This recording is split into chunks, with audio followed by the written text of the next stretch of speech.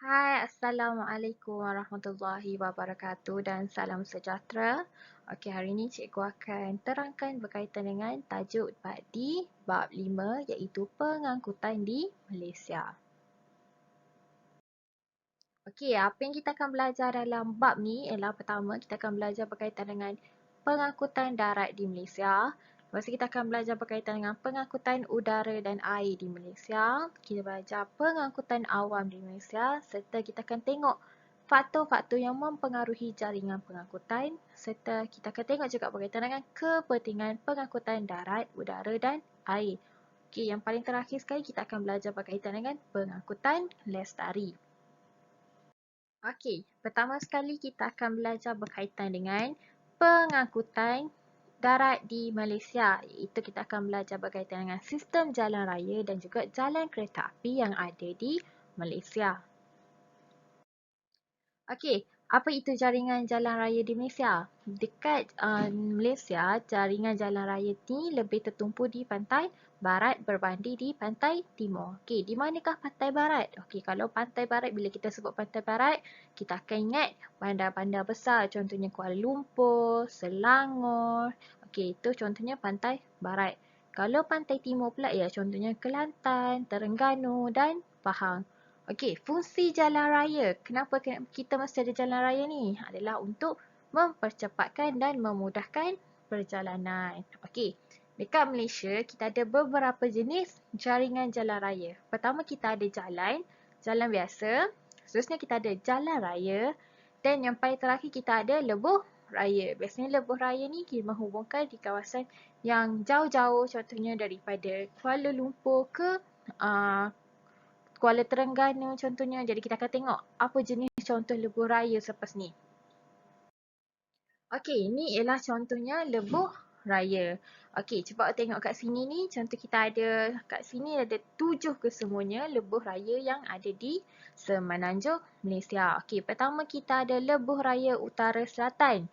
Okey, di mana lebuh raya Utara Selatan? Kita tengok di nombor 1. Okey, nampak tak? Di nombor 1 kita tengok dia menghubungkan di antara Kedah dan Johor. Okey, dekat Bukit Kayu Hitam di Kedah sehinggalah di Johor. Okey, seterusnya kita ada nombor 2. Nombor 2 kita ada lebuh raya persekutuan iaitu menghubungkan Kuala Lumpur dengan lebuh Kelang ataupun pelabuhan Kelang. Okey, yang ketiga kita tengok nombor 3. Di mana nombor 3? Di nombor 3. Mana nombor 3? Kita tengok mana nombor 3. Okey, ni nombor 3. Ni nombor 3 kita ada menghubungkan di antara lebuh raya Kuala Lumpur dengan Karak. Okey, nombor 4. Kita ada lebuh raya Pantai Timur. Lebuh raya Pantai Timur ataupun kita kenali sebagai LPT. Kita menghubungkan di antara Kuala Lumpur dan juga Terengganu. Okey, seterusnya kita ada lebuh raya Timur dan Barat. Di manakah lebuh raya Timur dan Barat? Kita tengok nombor 5 kat sini. Dia menghubungkan Jeli ke Great. Contohnya ni, Great, Perak, Jeli, Kelantan. Ataupun yang menghubungkan di antara negeri Kelantan dengan negeri Perak. Contohnya kalau nak pergi daripada Kelantan nak pergi Pulau Pinang, contohnya kita akan lalu lebuh raya Timur Barat. Okey, seterusnya kita ada nombor 6 iaitu menghubungkan lebuh raya Kuala Krai, Gua Musang dan juga Kuala Lipis. Okey, kalau awak tinggal di Kelantan, awak akan tahu contohnya ini merupakan salah satu lebuh raya yang baru dibina iaitu menghubungkan Kuala Krai, Gua Musang dan juga Kuala Lipis. Dia punya kalau mula-mula dia nak masuk tu, awak akan jumpa kalau dekat Kelantan, awak akan tengok dekat Tunjung. Kat kawasan Tunjung akan ada satu kawasan untuk masuk menggunakan lebuh raya Kuala Krai, Gua Musang dan Kuala Lipis. Okey, seterusnya nombor 7 kita ada lebuh raya Tun Razak yang menghubungkan Gambang dengan Segamat. Okey, Gambang tu dekat Kuantan ataupun dekat Pahang menghubungkan Segamat dekat Johor.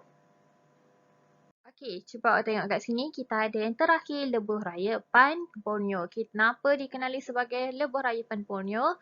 Kerana dia menghubungkan antara dua negeri, iaitu negeri Sabah dan juga negeri Sarawak. Okey, kalau tengok lebuh raya Pan Borneo ni masih lagi dalam pembinaan dan dia menghubungkan banyak kawasan. Okey, contohnya kita tengok dekat Sabah, dia menghubungkan kawasan Tawau, Sempurna, Lahad Datu, Sandakan, Rana, Kudat, Kota Kinabalu, Beaufort, Sidumin, Timbang. Lepas tu bila masuk dekat kawasan ni, dekat Limbang, dekat Miri, Bintulu, Sarike, Kuching dan Semantan ni ialah kawasan di negeri Sarawak. Jadi dia menghubungkan kawasan di negeri Sabah dengan negeri Sarawak. Kita kenali sebagai Lebuh Raya Pan Borneo. Okey.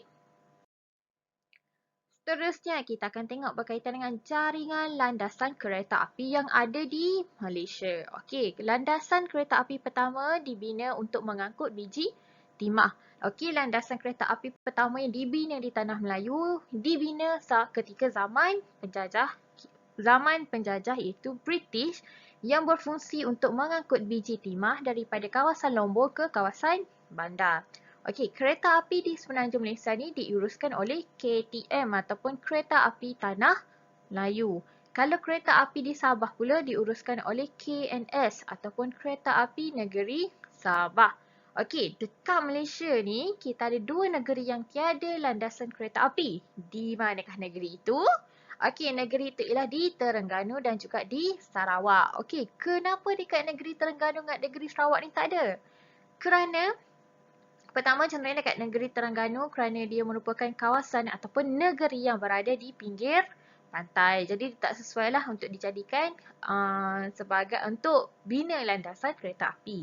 Okey, manakala kenapa Sarawak ni tidak sesuai untuk dijadikan untuk ada landasan kereta api? Kerana negeri Sarawak ni mempunyai bentuk muka bumi, bukit, bukau, ada gunung ganang dan juga banyak sungai-sungai. Jadi landasan kereta api ini tidak sesuai dibina di negeri Sarawak. Okey, kita akan tengok. Pertama kita tengok landasan kereta api di Semenanjung Malaysia. Okey, tengok kat sini kita ada pertama kita ada landasan kereta api utama di Semenanjung Malaysia yang menganjur dari Padang Besar Perlis ke Johor Bahru. Okey, kita ada Padang Besar dekat Perlis ni. Padang Besar ni sempadan dengan negeri Thailand. Okey, dekat Padang Besar dekat Perlis ni dia ada straight lalu terus ke Johor Bahru iaitu menghubungkan kawasan paling utara dengan kawasan paling selatan di negeri ataupun di negara Malaysia. Okey, seterusnya kita ada kalau dekat Kelantan kita ada landasan kereta api yang menghubungkan Tumpat, kawasan Tumpat lalu kat Pasir Mas, Gua Musang, Kuala Lipis yang menghubungkan kita boleh pergi Kuala Lumpur, kita boleh pergi Gemas dekat Negeri Sembilan dan juga kita ada kawasan di Johor Bahru. Okey. Kita tengok sini dekat Kuala Lumpur kita ada Stesen Sentral Kuala Lumpur ataupun kita kenali sebagai kawasan KL Central. Kita kenal KL Central itu adalah merupakan kawasan pengangkutan rel bersepadu ataupun rel kereta api elektrik yang ada di Kuala Lumpur. Okey, seterusnya di Gemas. Gemas ni ialah hentian di antara yang menghubungkan stesen yang menghubungkan kereta api daripada kawasan pantai timur dengan pantai barat. Okey, pantai timur ni belah ni, pantai barat belah ni. Jadi dia akan jumpa dekat Gemas. Okey. Okey, sekarang ni kita akan tengok landasan kereta api yang ada di negeri Sabah. Okey, dekat negeri Sabah je. Kalau dekat kawasan Borneo, kita hanya ada landasan kereta api di Sabah iaitu menghubungkan kawasan Tanjung Aru, Papar, Tenom dan Beaufort sahaja. Okey, kawasan-kawasan ni merupakan kawasan di bandar-bandar.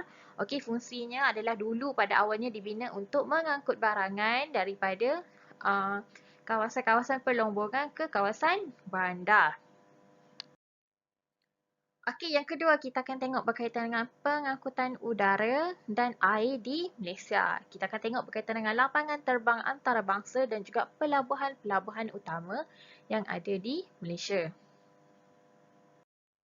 Okey, pertama kita akan tengok berkaitan dengan pengangkutan udara. Okey, Malaysia ada 6 lapangan terbang antarabangsa, manakala kita ada 16 lapangan terbang domestik dan 18 padang terbang. Okey, apa beza lapangan terbang antarabangsa dengan lapangan terbang domestik?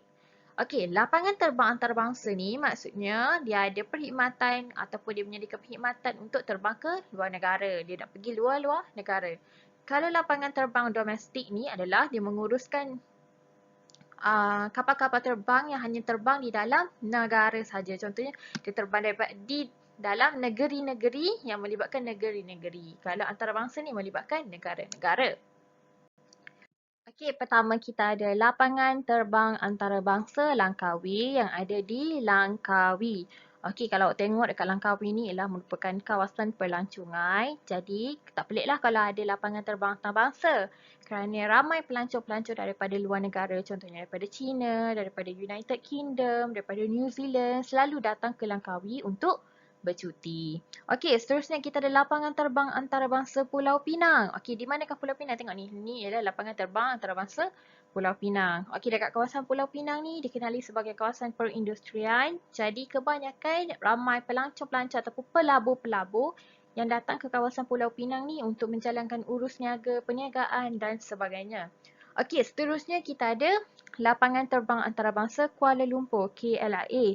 Dan cikgu percaya kamu semua mesti pernah dengar berkaitan dengan KLIA. Okey, kita tengok ni, kita ada KLIA 1 dan juga KLIA 2. Okey, KLIA 1 ni diuruskan oleh syarikat penerbangan MAS ataupun Malaysia Airlines.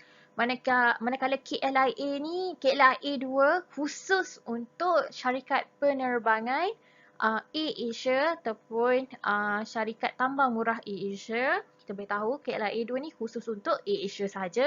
Okey, paling terakhir kita ada lapangan terbang antarabangsa Senai. Okey, lapangan terbang antarabangsa Senai ni ialah di Johor. Okey, seterusnya kita ada lapangan terbang antarabangsa Kuching. Okey, dekat Sabah dan Sarawak. Pertama kita ada di Sarawak iaitu lapangan terbang antarabangsa Kuching. Okey, seterusnya kita ada lapangan terbang antarabangsa Kota Kinabalu. Okey. Itu antara 6 lapangan terbang yang ada di Malaysia. Kita ada lapangan terbang antarabangsa Langkawi, lapangan terbang antarabangsa Pulau Pinang, KLIA, lapangan terbang Kuching, Kota Kinabalu dan juga di Johor tadi. Okey, seterusnya kita ada berkaitan dengan pelabuhan utama. Okey, fungsi pelabuhan ni adalah merupakan sebuah rangkaian pengangkutan yang penting untuk urusan perdagangan iaitu untuk ekspor dan import. Okey, ini antara pelabuhan-pelabuhan yang ada di Malaysia. Kita ada pelabuhan Pulau Pinang, pelabuhan Kuantan, kita ada pelabuhan Klang dan juga kita ada pelabuhan Tanjung Pelepas. Okey, fungsi pelabuhan-pelabuhan ni adalah berbeza. Ada yang digunakan untuk pengangkutan ekspor dan import barangan, ada yang digunakan untuk aktiviti perdagangan dan sebagainya. Okey, seterusnya dekat Sabah Sarawak, kita ada contohnya dekat di Sabah kita ada pelabuhan kontena Teluk Sepanggar yang khusus untuk mengendalikan kontena. Manakala kita ada pelabuhan Bintulu di Sarawak berfungsi untuk laluan tunggal ekspor utama negara iaitu gas asli cecair. Okey, dekat pelabuhan Bintulu ni digunakan oleh di Malaysia adalah untuk mengeksport ataupun menghantar barangan keluar daripada bahan utama daripada negara kita itu gas asli cecair. Okay, seterusnya kita akan tengok berkaitan dengan kepentingan pengangkutan udara, air dan juga darat di Malaysia. Okey, pertama kita ada kepentingan pengangkutan darat. Okey, contoh bagi kat cikgu, apakah pengangkutan darat? Okey, pengangkutan darat yang kita ada dekat Malaysia ni, kita ada bas, kita ada kereta api, kita ada kereta, kita ada motor dan sebagainya lah. Okey, apa fungsi pengangkutan darat? Pertama adalah untuk membawa penumpang dan barangan. Okey, seterusnya adalah untuk mempertingkatkan darjah ketersampaian. Maknanya awak nak cepat, nak suruh kita nak jimatkan masa perjalanan, itu kita menggunakan pengangkutan darat. Contohnya kita guna kereta untuk pergi beli barangan, untuk mengangkut penumpang. Okey, seterusnya adalah untuk meningkatkan sektor perindustrian. Contohnya kalau ada van, ada lori, kita dapat angkut barangan untuk meningkatkan lagi berkaitan dengan kita punya sektor perindustrian. Okey, seterusnya adalah untuk membangunkan kawasan sekitar. Okey, seterusnya apakah kepentingan pengangkutan udara? Pengangkutan udara, contohnya kita ada kapal terbang, adalah untuk menggalakkan integrasi nasional. Maknanya kita boleh bawa kita boleh bawa penumpang, pelancong masuk ke dalam negara kita dan kita juga boleh keluar untuk melancong ke negara-negara lain. Seterusnya adalah untuk meningkatkan darjah ketersampaian. Okey, contohnya awak nak jimatkan masa daripada awak nak pergi Kuala Lumpur contohnya daripada Kelantan. Nak pergi Kuala Lumpur, awak boleh je naik kereta ataupun naik bas. Tapi kalau naik kereta, naik bas mengambil masa selama 8 jam. Tapi bila kita naik pengangkutan udara, contohnya kapal terbang, kita dapat menjimatkan masa. Contohnya daripada 8 jam tu kita boleh singkatkan menjadi 1 jam sahaja untuk sampai ke destinasi. Okey, seterusnya kita tengok berkaitan dengan kepentingan pengangkutan air. Okey, apa fungsi pengangkutan air? Contohnya macam bot, kita ada ferry. Okey, pertama adalah kita dapat menghubungkan kawasan pedalaman. Okey, contohnya kalau dekat kawasan pedalaman ni, kita tengok dekat Sabah dan Sarawak. Contohnya kita nak hubungkan kawasan-kawasan pedalaman di Sabah Sarawak, kita mesti menggunakan bot dan juga sampan. Contohnya dekat kawasan pedalaman tu dia susah untuk sampai dengan jalan raya, dia hanya menggunakan air, menggunakan sungai. Jadi kita mesti menggunakan pengangkutan air untuk menghubungkan kawasan pedalaman dengan kawasan bandar. Okey, seterusnya ialah untuk membawa penumpang dan barangan. Contohnya dekat Langkawi kita ada bot, maknanya kita ada ferry, iaitu boleh bawa penumpang untuk pergi melancong dekat Langkawi. Bukan sahaja bawa penumpang, malah juga boleh bawa barangan, contohnya barangan berniaga dan sebagainya. Okey, seterusnya adalah untuk mengendalikan urusan perniagaan. Macam cikgu cakap, tadi kita ada kapal kontena, kita ada kapal, kita ada bot, kita ada ferry. Ini adalah untuk mengendalikan urusan perniagaan iaitu ekspor dan import ke luar negara. Okey, kita tengok faktor-faktor yang mempengaruhi jaringan pengangkutan di Malaysia. Okey, pertama kita ada kemajuan teknologi. Okey, pertama kita ada terowong smart. Kita ada pembinaan jambatan, kita ada pembinaan jalan raya, itu sepatutnya kita ada laluan bawah tanah. Okey, bila Malaysia ni ada kemajuan dalam teknologi, contohnya kita ada boleh bina terowong smart. Okey, apa tu terowong smart? Terowong smart ni digunakan di bandar besar, contohnya di Kuala Lumpur. Terowong smart ni kalau pada hari biasa kita gunakan untuk mengurangkan kesesakan jalan raya. Tapi kalau pada waktu musim tengkujuh atau pada waktu musim banjir, terowong smart ni akan ditutup untuk kegunaan untuk mengalirkan air untuk mengalirkan air dekat bandar, dekat kawasan bandar, dia akan guna untuk alirkan ke sungai-sungai yang berdekatan untuk mengelakkan berlakunya banjir. Okey, seterusnya bila kita ada kemajuan teknologi, kita boleh bina jambatan. Contohnya jambatan Sultan Abdul Aziz. Di mana? Di Pulau Pinang. Contohnya kita dapat hubungkan daripada kawasan pulau dengan kawasan darat. Contohnya, bila kita dapat bina jambatan yang paling panjang dekat Pulau Pinang tu, kita dapat menghubungkan kawasan pulau pulau dan juga kawasan daratan. Okey, seterusnya bila kita ada kemajuan teknologi, kita dapat bina jalan raya. Contohnya dekat kawasan Greek, dekat kawasan Karak, contohnya dekat kawasan bukit-bukit tu, kita boleh buat jalan raya untuk menghubungkan di antara Kota Baru dengan Kuala Lumpur contohnya. Okey, seterusnya kita ada laluan bawah tanah. Okey, laluan bawah tanah ni dekat Malaysia kita masih lagi dalam proses pembuatan untuk hasilkan laluan bawah tanah sebagai laluan alternatif untuk mengurangkan kesesakan di bandar-bandar besar.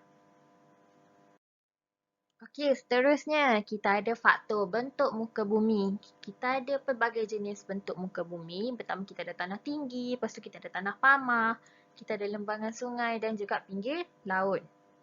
Kawasan yang paling sesuai untuk bina jalan raya adalah kawasan tanah pamah dan juga kawasan pinggir laut. Manakala kalau untuk buat bina landasan kereta api sesuai untuk tanah pamah.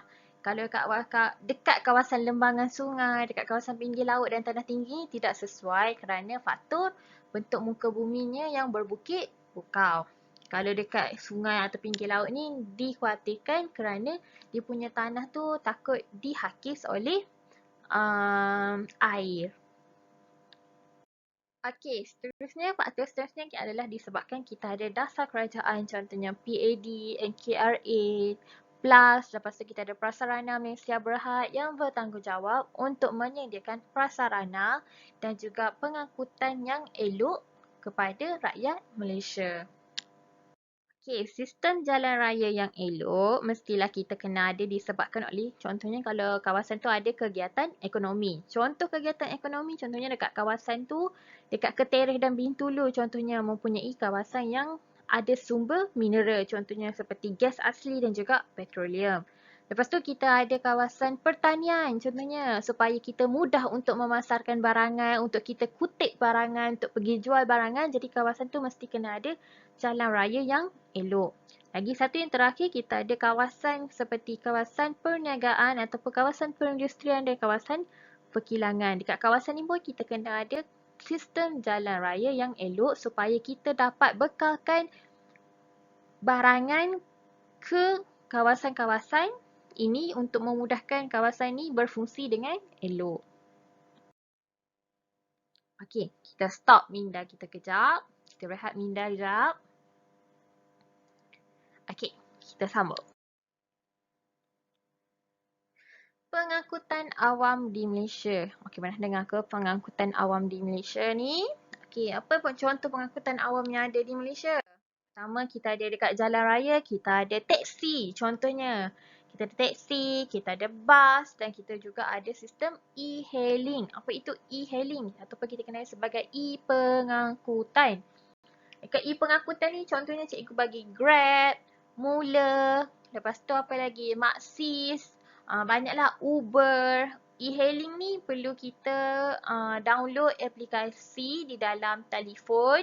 Kita mesti download dan kita mesti bagi tahulah di mana kita nak pergi, di mana kita nak stop dan kita adalah Contohnya awak punya kedudukan daripada rumah awak nak ke sekolah. So contohnya dari rumah awak adalah 15 kilometer. Dari rumah ke sekolah adalah 15 kilometer. Jadi tambang bayarannya ni terus bagi tahu. Dia akan bagi tahu contohnya nak pergi kalau 15 kilometer mungkin mengambil awak kena bayar dalam RM5 macam tu. Itu contoh sistem e-hailing. Okey, kita ada jalan kereta api contohnya pengangkutan awam. Kita ada KLIA Express, lepas tu kita ada ERL, kita ada KTM, kita ada monorail. Okey, biasanya jalan kereta api ni ada kebanyakan sistem rel-rel bersepadu ni ada di bandar-bandar besar. Contohnya di Kuala Lumpur.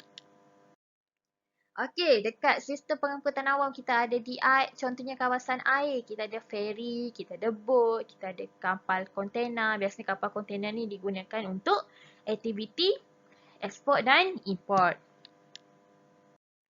Okey, untuk pengangkutan udara pula kita ada kapal terbang. Contohnya cikgu bagi contoh Malindo Air, Malaysia Airlines, Firefly, apa lagi? Banyaklah kalau dekat yang luar negara kita ada Emirates, kita ada Garuda, kita ada Japan Air, kita ada Korean Air dan sebagainya.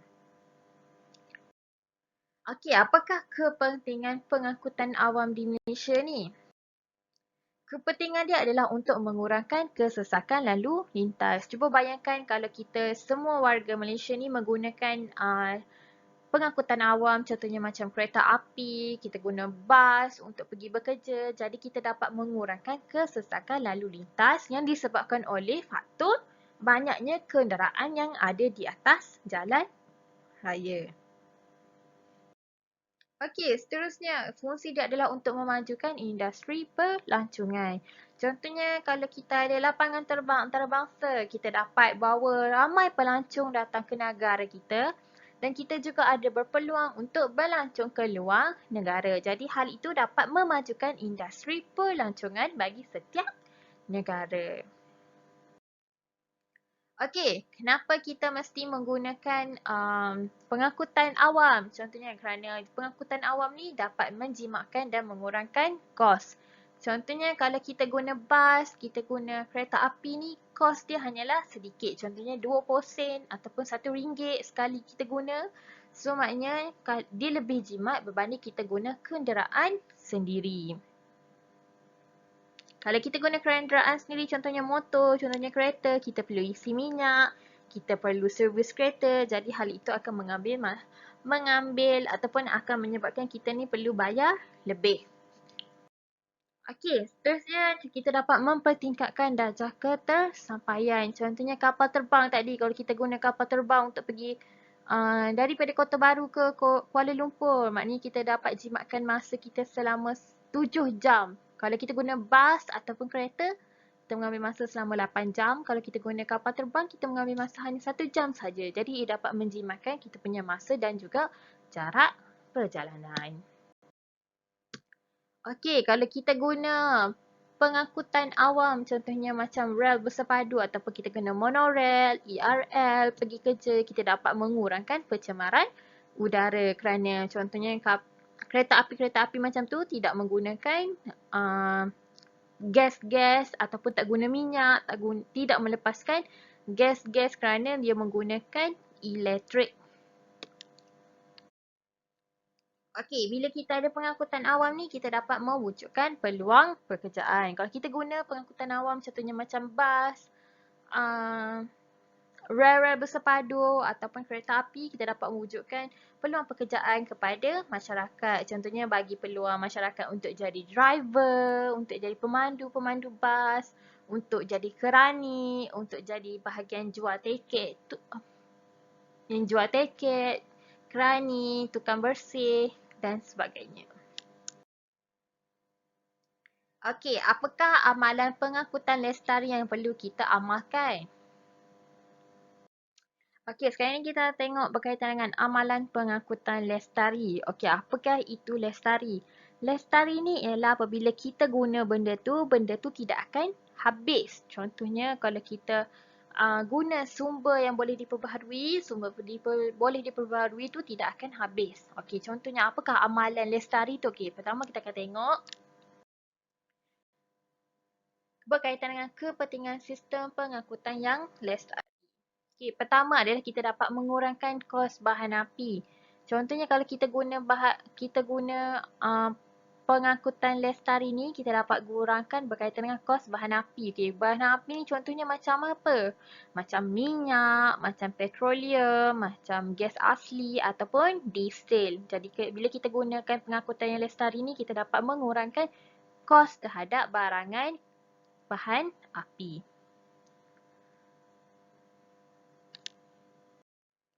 Okey, seterusnya kita dapat mengelakkan kesesakan lalu lintas melalui kita menggunakan pengangkutan awam seperti bas, kereta api dan sebagainya. Okey, bila kita menggunakan pengangkutan lestari ataupun pengangkutan awam ni, kita dapat mengurangkan pelepasan bahan pencemar ke udara yang boleh menyebabkan pencemaran udara.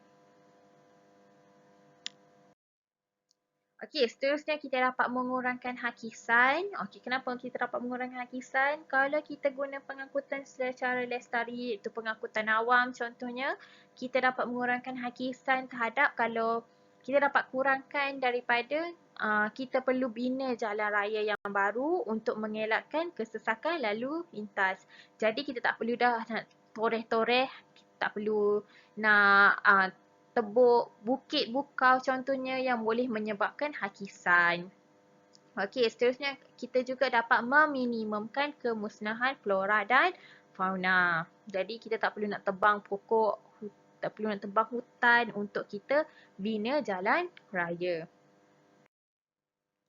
Okey, apakah amalan pengangkutan lestari? Pertama ialah kita menggunakan kereta elektrik dan juga hybrid. Okey, contoh apakah jenama kereta yang sekarang ni yang ada menggunakan sistem hybrid? Contohnya kita ada dekat belakang kereta tu, kalau awak tengok dia tulis hybrid tu, maksud dia kereta tu menggunakan separuh minyak, separuh lagi ialah tenaga daripada bateri. Contohnya kalau dekat Malaysia, kereta elektrik ni belum lagi digunakan secara berleluasa. Tetapi kereta hybrid sudah pun digunakan. Contohnya jenama kereta Toyota, Honda, Pro2 dah ada yang menggunakan sistem hybrid. Biasanya kegunaan kereta elektrik ni banyak digunakan di kawasan luar negara. Contohnya kereta tu akan dicas menggunakan tenaga elektrik, bukan menggunakan minyak. Okey, apakah amalan pengangkutan lestari lagi? Kita adalah dengan berkongsi kereta. So, maknanya tu kita panggil carpool supaya kita dapat mengurangkan kesesakan lalu lintas. Okey, seterusnya. Apakah amalan pengangkutan lestari? Ialah dengan menggunakan pengangkutan awam seperti bas, seperti kereta api. Okey, itu sahaja untuk topik bab 5. Kita jumpa lagi pada topik seterusnya.